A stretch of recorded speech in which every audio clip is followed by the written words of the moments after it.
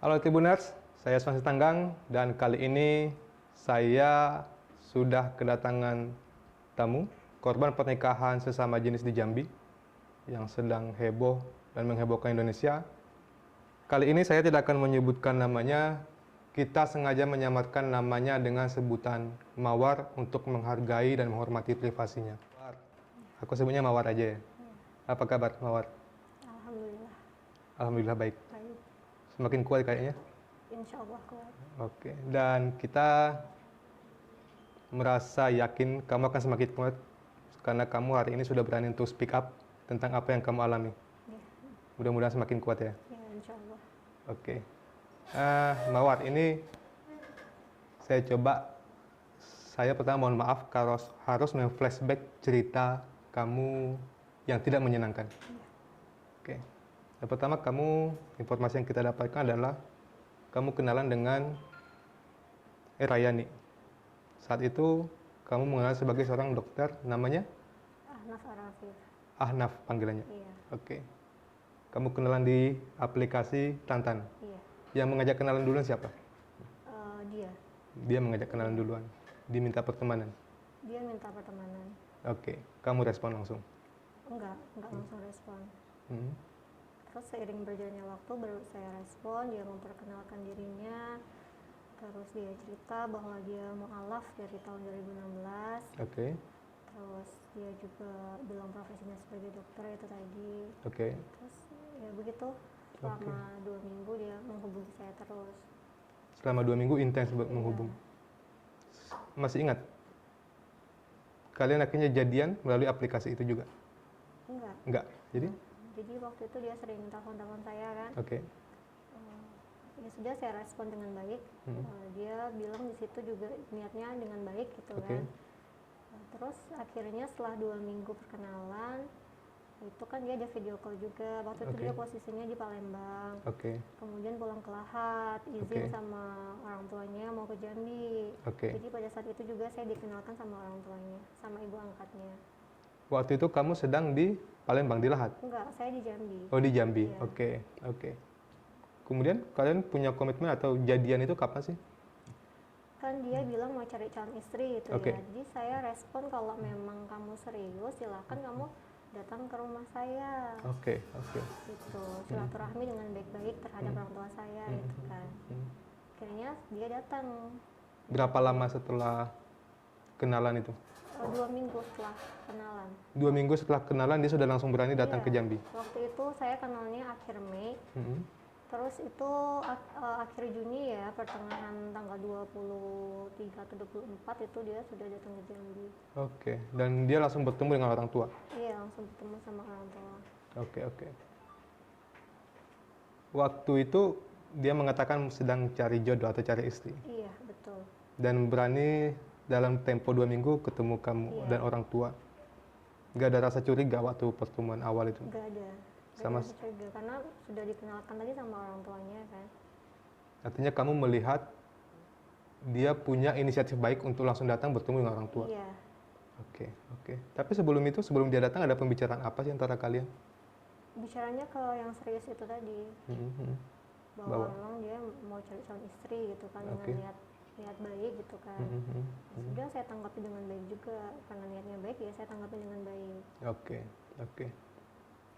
Lalu yang menarik itu adalah kamu menerima cintanya, kemudian kalian masa pacaran atau setelah dia datang ke Jambi sampai akhirnya menikah itu, Komitmen ya, lebih ke komitmen gitu ya. ya komitmennya itu berapa lama sih baru kemudian menikah? Itu sekitar 2 minggu, 2 minggu lebih lah, hampir sebulan. Hampir sebulan. Artinya proses kenalan sampai akhirnya menikah siri itu 1,5 bulan, kurang lebih segitu. Kurang lebih segitu. Oke. Kamu sebelum itu pernah ketemu dengan keluarganya? Belum pernah. Belum pernah. Tapi hal yang membuatmu kemudian yakin dengan dia atau kemudian merasa bahwa ini adalah sosok yang tepat untuk aku? Iya. Karena waktu itu kan rencana lamaran itu 9 Juli 2021. Gitu. Terus kan dia nggak bawa identitas nih, dia kan bilangnya mu'alaf. Ya. Terus kan namanya dulu kan Petrus Gilbert Arafif, masih ada nama baptisnya kan. Nah, jadi dia ubah jadi Ahnaf Arafif. Di mana nama itu di mana itu? Dia perkenalan dia. Oh, perkenalan dirinya. Oke. Bahwa dia itu saya ini mualaf gitu. Saya ini mualaf. Nama saya belum diganti. Saya mau ganti nama sebagai nama muslim. Oke. Gitu. Ya, akhirnya dia alasannya dia ganti nama. Nah, pada waktu itu dia seminggu sudah sampai di Jambi. Terus itu dia pulang mau ngambil surat-surat semua yang diganti itu, yang pergantian nama, yang pergantian kakak dan segala macamnya itu. Terus waktu itu dia bilang namanya meninggal kena COVID. Oke. Tuh, adiknya pun juga menegaskan, WA juga, nggak bisa nih tanggal 9 lamaran ditunda. Kata adiknya?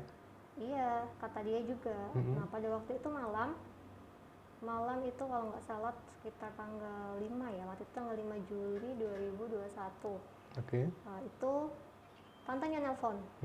Tantenya nelpon, siangnya kan mamanya meninggal nih ya. Malamnya tantenya nelpon bilang bahwa tanggal 9 itu nanti kayaknya nggak bisa, tunggu 40 hari baru kami bisa datang ke Jambi untuk lamaran itu tadi.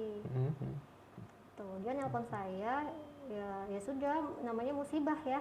Namanya musibah, akhirnya ya nggak apa-apa, mungkin memang harus tertunda gitu kan. Saya menganggapnya seperti itu.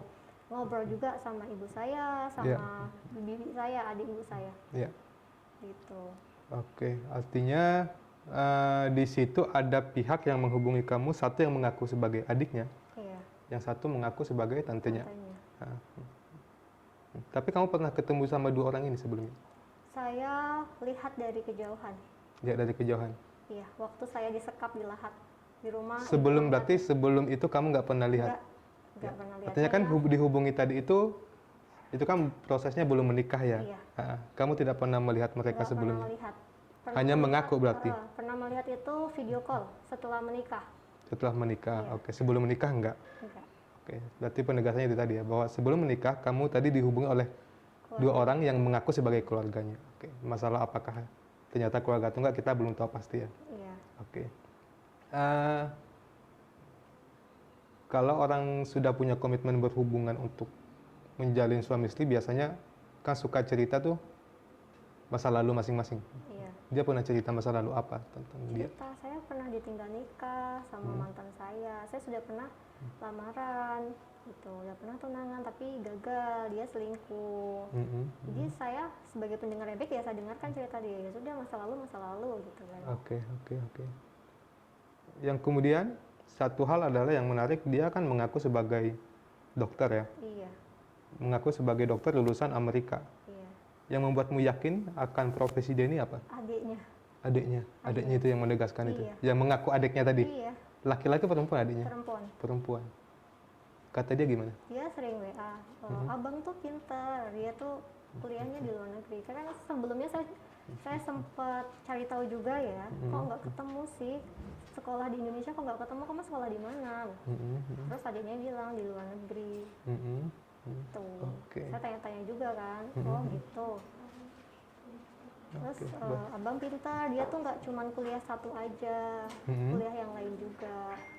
Jadi sebelum selesai wisuda gitu ya, itu udah ngambil lagi. Oke, pengakuannya seperti itu dibuatnya ya untuk meyakinkan kamu, berarti bukan si Erayani yang meyakinkan kamu, tapi adiknya tadi itu. Baru saya tanya, benar nggak sih ini kamu ngapain sih dia ini cerita kayak gitu, nanti dianggapnya kayak sombong gitu loh, seolah-olah kayak meninggi banget gitu kan, harus menjelaskan kuliah ini kuliah itu gitu. Oke. Berarti kamu selain intens komunikasi dengan si Erayani tadi, yang kamu waktu itu mengenalnya dengan nama Ahnaf Arafif. Ahnaf Arafif. Juga dengan yang mengaku adiknya tadi. Iya. Oke. Tapi aku sekali lagi minta maaf kalau misalnya menyinggung. Ada hal yang membuatmu waktu itu merasa berbunga-bunga ketika dengan dia, merasa sangat nyaman, sangat enjoy. Ngobrolnya nyambung. Ngobrolnya nyambung. Biasanya ngobrolinnya tentang apa? tentang banyak hal juga, tentang kegiatan sehari-hari. Tentang film mungkin? Tentang gimana? Tentang film atau tentang sinetron suka ngobrol gitu? Enggak. Saya kurang suka nonton film. Oh gitu. Oke, jadi ceritanya tentang kehidupan sehari-hari gitu ya? Iya, curhat-curhatan gitu lah ya? Iya. Oke. Oke, kemudian kalian akhirnya memutuskan menikah di bulan Agustus ya? Juli. Oh ya, sorry maaf. Juli. Ide untuk menikah itu datang dari siapa sih? Dari dia. Dari dia. Pagi itu om sama bibi saya menyarankan nikah siri aja kalau misalnya surat si Rafif ini belum jadi gitu kan. Lebih baik gitu untuk menghindari zina dan segala macam gitu kan. Oke. Saya kaget. Loh, kenapa kok harus ini? Saya juga pengennya nikah resmi gitu kan. Yeah. Jadi diyakinkan bahwa ada kok tetangga di sini itu yang nikah siri juga setahun baru resmi kawa ada gitu kan. Oh ya udah, apa emang harus kayak gitu gitu kan. Jadi sore itu saya izin sama ibu saya. Kondisi ibu saya lagi sakit. Oke. Jadi malam waktu langsung ya, hari itu juga dikasih tahu, hari itu juga langsung dinikahkan. Malam itu di nikah itu sama wali hakim, kan ayah saya sakit. Yeah. Ibu saya juga nggak menyaksikan, jadi cuma saya sendiri. Oke. Itu saksinya om sama bibi saya sama ketua adat sama imam. Oke. Lalu waktu itu selain dari tadi pernyataan keluarga yang nggak apa-apa nikah siri, apa yang membuatmu tuh merasa yakin untuk menikah dengan dia saat itu juga? Ya karena diyakinkan lagi suratnya belum jadi, masih lama. Selalu diyakinkan oleh si pelaku tadi itu Dan bahwa kebetulan pas malam sebelum nikah itu juga video call juga sama ibu angkatnya. ada yang mengaku lagi ibu angkatnya. Iya. Oke. Cuma selama ini sama ibu angkatnya itu yang sering video call. Kalau sering telepon itu sama ibu angkatnya itu. Yang bisa kamu deskripsikan tentang yang mengaku sebagai ibu angkatnya itu seperti apa sih orangnya? Udah tua kah atau seperti apa? Udah tua. Udah tua. Mengakunya sebagai ibu angkatnya. Iya, ibu angkatnya. Ngakunya tinggal di mana? Di Lahat. Di Lahat. Sebulan saya di sana di rumah ibu angkatnya. Oke. Tapi sebelum kamu menikah dengan dia, ada nggak sih yang menentang pernikahan kalian? Gak ada. Nggak ada. Gak ada. Waktu itu lancar aja semuanya. Iya. Oke. Jadi pernikahan tadi dilakukan di bulan Juli. Awal ketemunya juga di bulan Juli juga. Awal ketemu di akhir Juni. Akhir Juni ya. Akhir Juni dia baru balik lagi ke. Iya, Oke. ke Jambi. Tapi ketika pertama kali ketemu dengan dia tuh, yang kamu lihat apa sih? Reaksimu waktu itu melihat pertama dia ketemu nih? Biasa aja. Biasa aja sebenarnya. Biasa aja. Nggak ada yang langsung wow gitu ya. Biasa aja. Tapi dengan bujuk rayunya tadi membuatmu semakin yakin.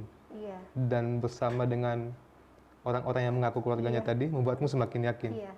Sebenarnya itu yang membuatmu akhirnya mau mengambil keputusan itu ya.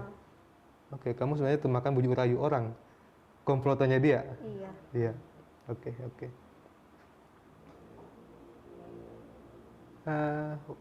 Boleh tahu usiamu menikah dengan dia usia berapa? 27 tahun. 27 tahun. Oke.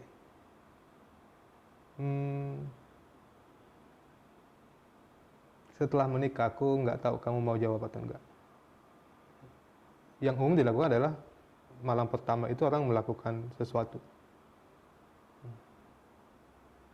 Kalian gimana? Sama. Sama seperti orang pada umumnya. Oke, tapi aku dengar ceritanya matikan lampu segala macam gitu. Iya. Oke. Waktu itu kamu nggak penasaran dengan dia? Kenapa harus gitu? Nggak nanya? Enggak. Oke. Dan waktu itu nikah, kalian masih waktunya kan di Jambi ya? Iya, di Jambi. Di Jambi masih tinggalnya. Selalu seperti itu caranya, matikan lampu? Selalu. Nggak pernah minta hidupin lampu gitu enggak? Enggak. Ikut aja, jadi nurut Ikut aja. Apa aja. yang dia bilang, saya ikutin. Oke. Kamu nggak pernah melihat, sekali lagi aku minta maaf. Suami istri, kamu nggak melihat tubuh dia secara keseluruhan? Enggak. Oke. Nggak juga minta dia melakukan itu? tapi dia yang nggak mau kasih lihat. Oh gitu. Iya, Alasannya malu. malu. Oke. Tapi kamu nggak mau kekeh lagi untuk lanjut lagi? Iya, kalau dia sudah bilang malu, nanti belum waktunya, nanti juga saya kasih lihat sendiri kok. Ya udah, sayanya diam lagi gitu, nggak memaksakan lagi. Oke, oke. Lalu dia punya ponsel ya? Kamu pernah nggak sih ngecek HP dia? Nggak sama sekali. Nggak sama sekali. Semua yang di ponsel dia itu ya pakai kode semua. Nggak dibolehin dia? Nggak dibolehin. Alasannya ini kerjaan penting. Nggak bisa, ini nggak ada yang boleh sentuh HP aku, cuman aku aja, keluarga aku juga nggak aku kasih izin untuk sentuh HP aku. Kamu nggak mau maksa gitu? Saya sering sih, saya coba-coba, kadang sih saya iseng-iseng nyoba apa sih passwordnya itu, tapi nggak bisa kan. Ya karena privasi orang kan semua ada di HP Iya. sebenarnya. Apa yang ada dalam dia di HP. Iya. Sehingga selama itu dengan dia, kamu sama sekali nggak pernah Sama bisa mengecek apa isi HP dia, Iya. galeri dia, chat dia, nggak pernah kamu Nggak dapatkan. pernah. Oke. Tapi selama tinggal serumah kemudian, dia sering menerima telepon atau apa gitu? Sering. Sering. Biasa dengar percakapan mereka itu apa gitu? Paling percakapan itu sama keluarganya ya, atau sama kliennya lah. Itu bahas-bahas kerjaan. Itu ya saya percaya aja gitu. Oh, di HP itu seolah-olah bicara soal pekerjaan sebagai dokter? Banyak. Banyak. Cuma sebagai itu. Kadang tuh kayak seolah-olah adik tingkatnya nanya soal permasalahan kedokteran. Itu kan alam sekali buat saya ya, saya nggak tahu ya. Terus dia bahas, dia balas. Selain itu yang masalah pekerjaannya sebagai batubara gitu ya. Nah, itu di depanmu semua dia ngobrolnya itu? Oke. Untuk meyakinkan? Iya, di depan saya, di depan ibu saya juga. Jadi pura-pura ada nelpon dan dia ngobrol gitu? Jadi seolah-olah tuh dia kerja gitu. Seolah-olah dia kerja dimanapun dia bisa kerja gitu ya? Oke. Tapi soal medis kemudian kamu pernah nggak sih nanya-nanya ke dia tentang medis? Jarang sih. Jarang? Paling saya tanya soal ayah gimana gitu. Oke. Berarti si pembicaraan mereka tadi kalau dia lagi nelpon itu adalah soal pembicaraan tentang bisnis? Iya. Tentang bisnis, tentang pekerjaan, dan itu dia. Dia di Jambi berapa bulan sih semenjak kalian nikah? 5 bulan. 5 bulan. Dari awal nikah 5 bulan. Apa aja aktivitasnya di Jambi? Cuman di rumah aja. Kalau soal kerja ya kayak gitu tadi, terima telepon, cek-cek handphone dia, balas-balasan apa sih kerja online gitu ya dari handphone. Hanya itu aja aktivitasnya? Iya. Selama di Jambi, kalian jalan kemana aja sih? Jalan paling kemana ya? WTC kan cuma sekali doang. Artinya masih di seputaran kota ya? Cuma di kota sini aja. Tapi kemudian itu selama 5 bulan tadi, aku flashback dikit. Nggak minta supaya mempertegas lagi soal dokumen dia tadi yang belum sering. Sering, saya juga sering chat tadinya juga, katanya di ibunya lah, belum dikasih sama ibunya, ibu angkatnya. Gitu. Kan namanya udah meninggal nih tadi kan, sama ibu angkatnya masih di ibu, belum di ini. Terus dia sempat bilang juga tuh udah ke Pak RT, udah dipaketin sama si adik laki-lakinya. Oh ya sudah, udah tenang kan, udah dipaketin. Kok nggak nyampe-nyampe, kapan sampainya? Ternyata dibilang lagi, oh nggak jadi, lupa, si Iannya lupa maketin, lagi sibuk kerja. Berarti selalu banyak alasan untuk menutupi yang tadi itu ya. Oke. Setelah itu, tapi kamu tetap menjalani hubungan sebagai suami istri dengan dia. Tapi waktu itu ada nggak sih dia ngajak mau bulan madu kemana gitu? Ada pernah gambaran-gambaran gitu nggak sih, cerita-cerita gitu di kalian? Ada. Rencananya waktu itu kemana? Ke Bali. Ke Bali, diajaknya ke Bali. Oke. Sorry. Ada dikit lagi, kan sudah sempat ada kemudian tersebar video prawedding di salah satu hotel di kota Jambi ya. Itu kapan itu? Take gambarnya kapan itu?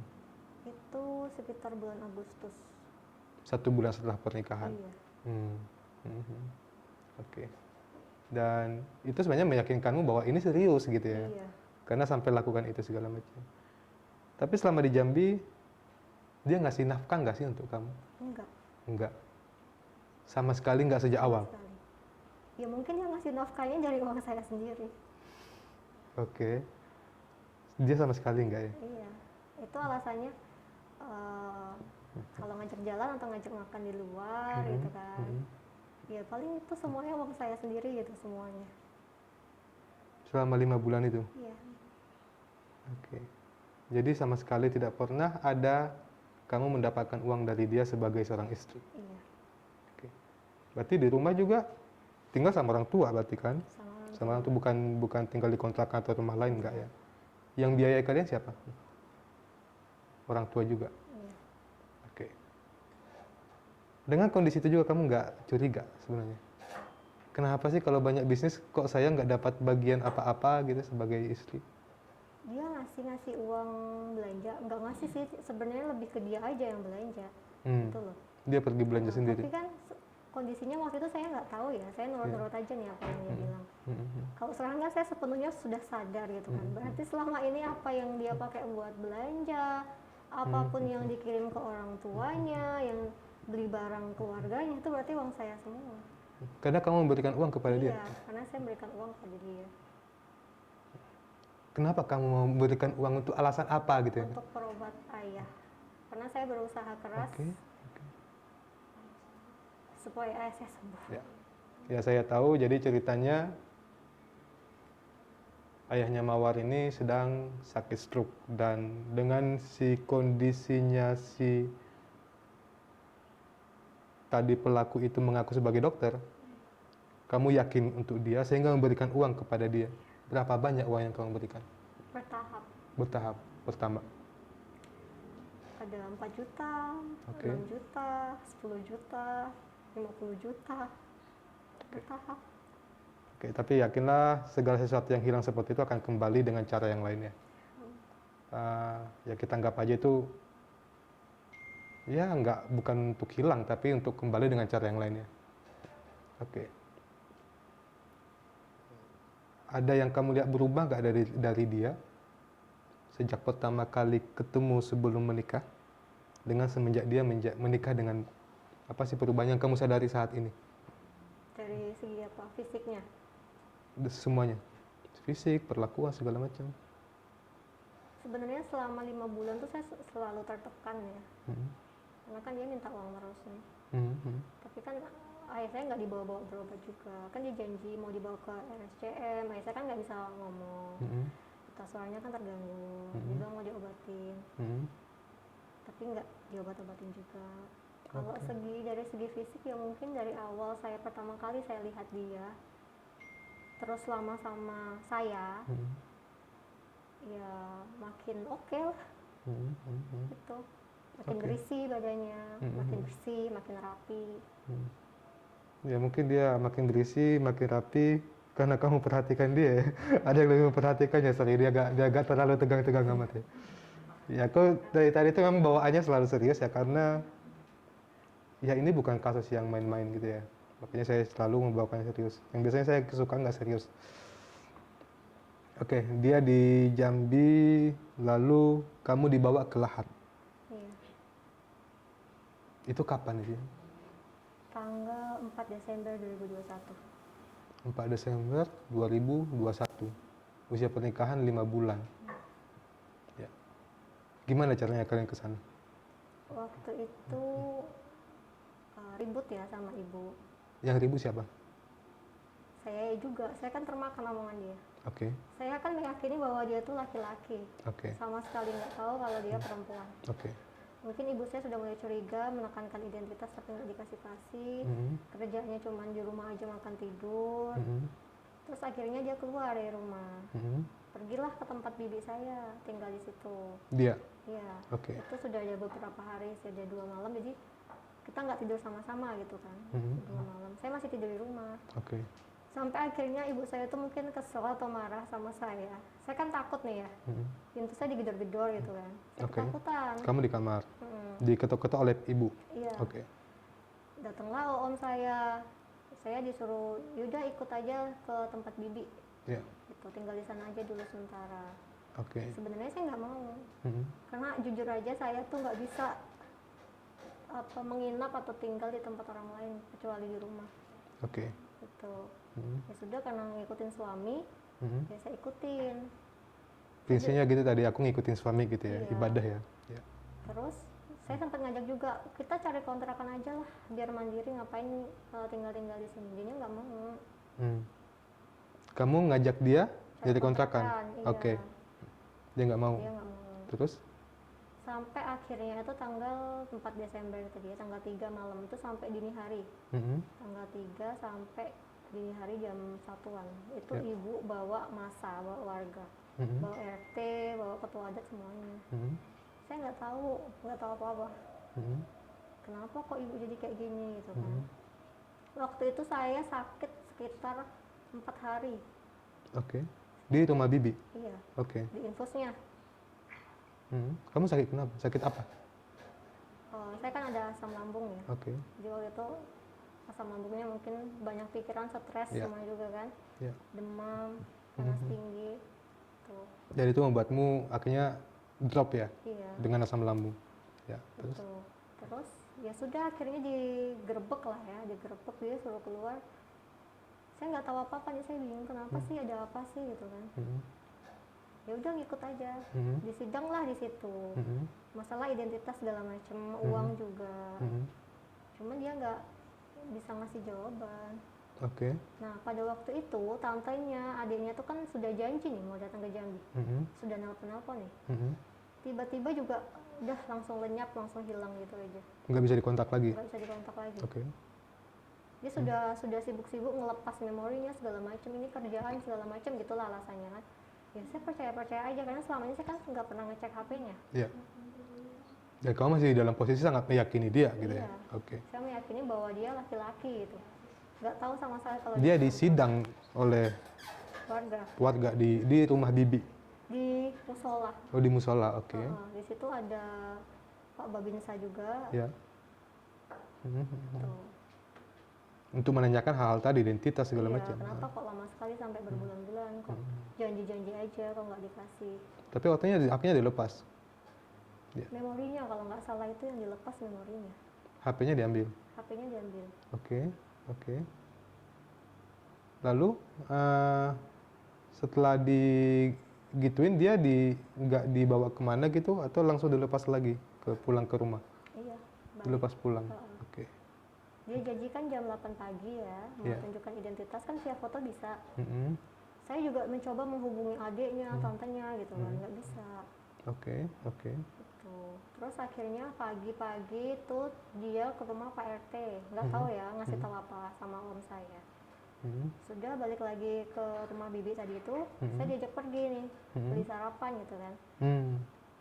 Sampai di jalan, kita ke Lahat aja yuk, nanti ibu marah-marah, nanti ibu datang lagi nanya-nanya. Kita ambil aja lah langsung KTP-nya sama identitas sama ibu di Lahat, daripada nggak dikirim-kirim lama nunggu mereka. Oke. Artinya kamu diajak ke Lahat untuk ngambil identitas? Iya. Oke. Naik apa ke sana? Naik travel. Sewaan ya, rentalan. Oh, belinya di rental. Berdua aja di dalam. Iya. Jadi waktu itu dia telepon Grab yang biasa nganterin dia kalau pergi-pergi. Sempet sih saya dengar. Jangan pakai mobil travel, nanti kamu kelacak. Cuman pada saat itu saya nggak ngeh kan. Dia gunakan HP siapa? HP-nya dia. Oh, tadi HP-nya diambil tapi kemudian dikembalikan lagi. Oke. Dia nelpon seseorang. Iya. Yang bahasa yang kamu dengar adalah jangan pakai travel, nanti kelacak. Oke. Jadi akhirnya dia sewa mobil rentalan. Dianterin lah sampai Lahat. Dari kalian tempat sarapan tadi dijemputnya? Iya. Oke. Itu pagi berarti? Pagi jam 6. Oh. Pagi jam 6, sarapan, langsung dijemput, berangkat? Belum sempat sarapan. Oh, belum sempat sarapan? Hanya ajakan, ayo sarapan gitu ya? Oh, oke. Nggak sempat sarapan. Ya. Lalu di Lahat, kalian tinggal di mana di sana? Sebulan saya tinggal di rumah ibu angkatnya, 3 bulan saya di rumah temennya. Di rumah ibu angkatnya, posisimu waktu itu bebas atau gimana? Nggak bebas. Nggak bebas? Dikurung di dalam kamar, nggak boleh berinteraksi, nggak boleh keluar ke lingkungan sekitar kayak itu, nggak boleh. Kamu nggak mencoba menghubungi keluarga? Nggak boleh. Karena? Nggak diizinkan. Saya buat menghubungi ibu saya juga nggak boleh. Ini kan gara-gara ibu. Ini kan udah pencemaran nama baik. Saya dilaporin segala macam. HP-mu disitanya nggak? Iya.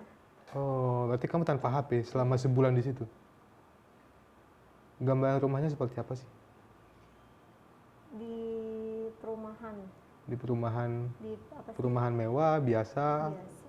biasa. PJKA. Apa sih yang pensiunan kereta api gitu loh. Oke, di perumahan itu. Iya. Selama sebulan di situ kamu hanya di dalam Kamar aja. kamar itu, nggak pernah keliling melihat situasinya? Nggak boleh. Nggak boleh. Di rumah itu siapa aja yang ada? Ada ibu angkatnya, ada bapak angkatnya, terus sering adiknya, anak dari ibu angkatnya gitu, sama istrinya kadang yang sering ke situ.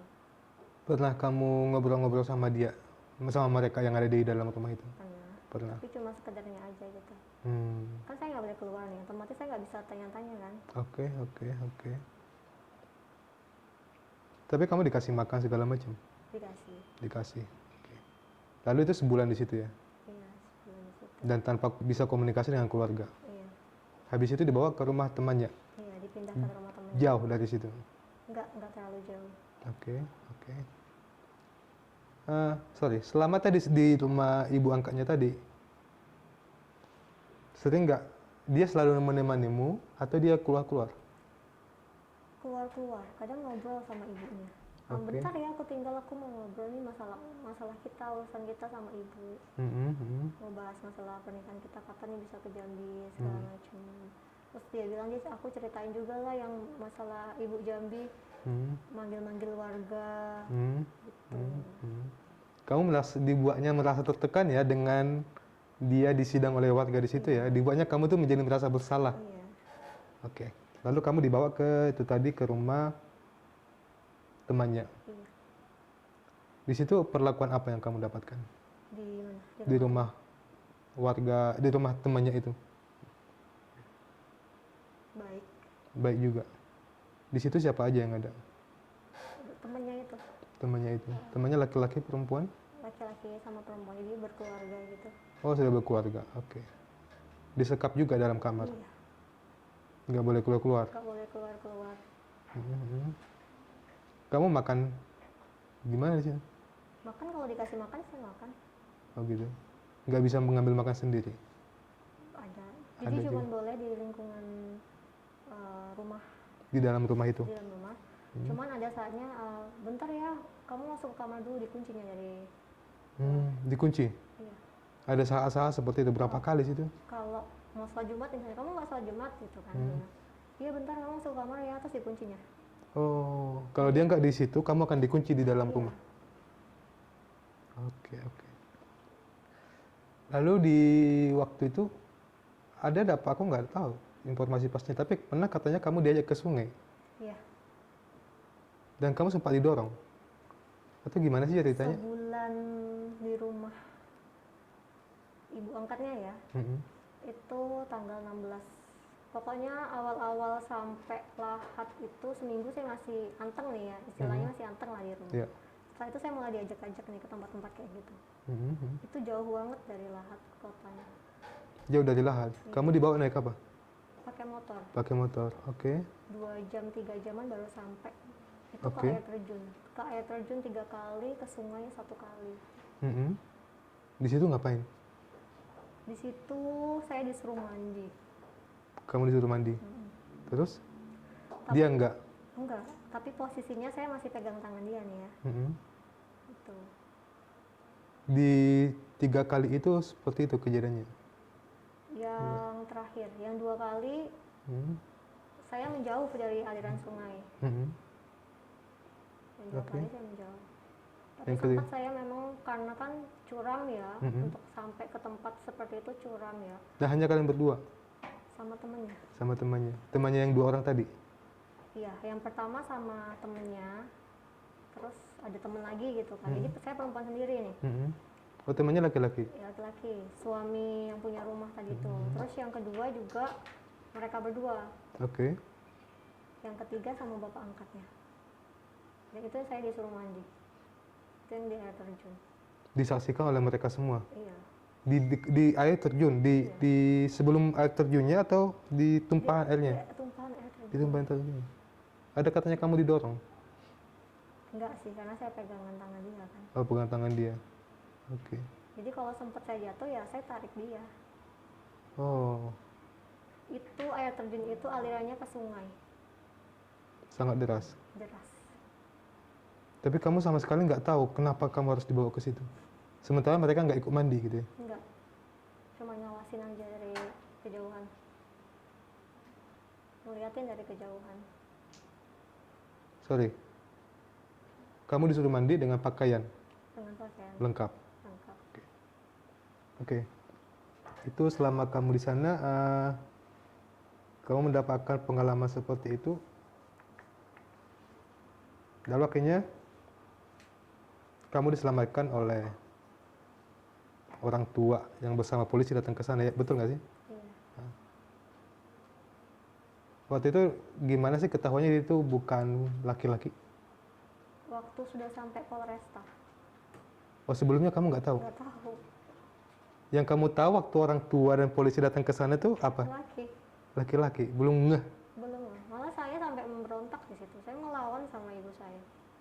Ibu ini apa-apaan sih? Maksudnya tuh kok nuduh-nuduh dia segala macam, manggil-manggil warga. Sekarang jemput saya. Selama ini kok saya nggak pernah dihubungin. Selama saya pergi kok saya nggak dicariin. Saya mikirnya gitu. Padahal ya memang kamu nggak bisa dihubungin ya? Iya. Pengaruh dari dia juga kan. Udahlah nggak usah telepon ibu. Gitu. Iya, iya, iya. Oh, berarti kamu waktu itu sampai juga ditangkap, kamu nggak tahu, baru ketahuannya setelah Nggak tahu. balik ke Jambi. Ditampar 2 kali Siapa yang nampar? sama tim busernya. Dianya. Sama tim buser. Yang ditampar si dia. Saya. Kamu ditampar? Iya. Karena? Untuk nyadarin? Iya. Oh. Untuk menyadarkan kamu jangan terpengaruh lagi gitu ya? Jangan ini. Oke, oke. Tapi nggak ngeh juga. Tetap dalam pengaruh yang dia tanamkan kepadamu ya? Iya. Ibu saya jahat gitu. Jadi waktu itu yang kamu pikirkan adalah orang tuamu yang jahat? Iya. Oke. Oke, kamu akhirnya mengetahui dia ternyata laki-laki. Perempuan. Maaf. Perempuan. Gimana perasaanmu saat tahu ternyata dia perempuan? Di situ saya waktu sampai di Polres itu saya bingung ya.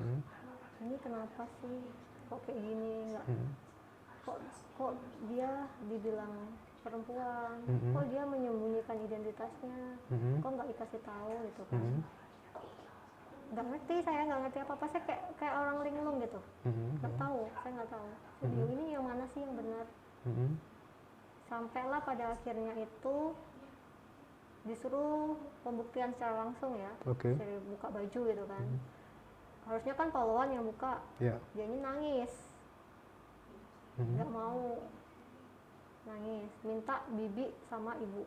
Dia nyaksikan langsung. Itu dia nggak mau ngaku kalau dia tuh perempuan. Oke. Masih nggak mau ngaku. Walau sudah buka baju? Sebelum. Oh, sebelum. Sebelumnya dia memang nggak mau ngaku, lalu dipaksa oleh busernya, polisinya untuk cek fisik gitu ya. Jadi saya tanya, kamu laki-laki apa perempuan? Karena saat itu saya benar-benar nggak tahu, saya nggak ngeh kenapa saya harus nanya kayak gitu. Yang saya tahu kan dia laki-laki. Perempuan dia bilang, kok kamu bohong? Oh, dia ngaku akhirnya samamu pertama kali? Iya, perempuan. Jadi itu saya mikirnya dia tuh berbohong. Kenapa kok kamu menutupi identitas kamu? Saya mikirnya gitu. Jadi saya masih menganggap dia tuh laki-laki. Kok kamu menutupi identitas kamu? Saya tanya lagi kan, perempuan, dia jawab. Akhirnya waktu pembuktian dia buka, barulah kamu lihat sendiri, saksikan sendiri. Baru saya lihat sendiri, baru saya sadar. Setelah waktu reaksimu pertama melihat, wow gitu. Pingsan. Kamu pingsan? Pingsan. Ya. Di kantor polisi itu? Kantor polisi. Oke. Lalu itu membuatmu akhirnya down ya? Dan kamu sampai sekarang kayaknya masih sangat menutup diri dengan orang lain. Ya. Tapi juga kamu melakukan sebuah tindakan besar ya untuk keluar dari keterpurukanmu. Salah satunya adalah kamu berani melaporkan dia lagi yang kemarin di Polresta. Ya, kamu laporkan dalam kasus ini ya, penipuan ya. Oke. Nanti kita soal kasus penipuannya kan kita lebih banyak nanti diskusi dengan kuasa hukum dari Mawar ini, bagaimana proses pelaporannya. Yang ingin saya sampaikan, yang ingin saya tanyakan kemudian, rencana ke depanmu seperti apa sih setelah kamu menghadapi kondisi separah ini, sesulit ini? Belum tahu. Belum tahu. Belum ada rencana ke depan. Berusaha buat pulih kembali, buat sehat kembali. Ya. Buat menghilangkan trauma saya. Apalagi sekarang saya dicap sebagai lesbian ya. Saya nggak seperti itu. Mereka nggak tahu kalau saya tuh sudah hampir ditenggelamkan ke sungai. Itu buat saya trauma.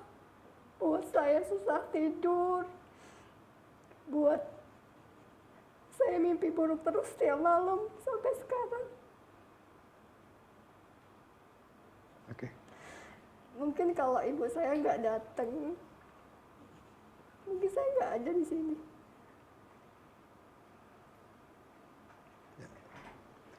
Oke, Mawar, kita yakin kamu akan kuat.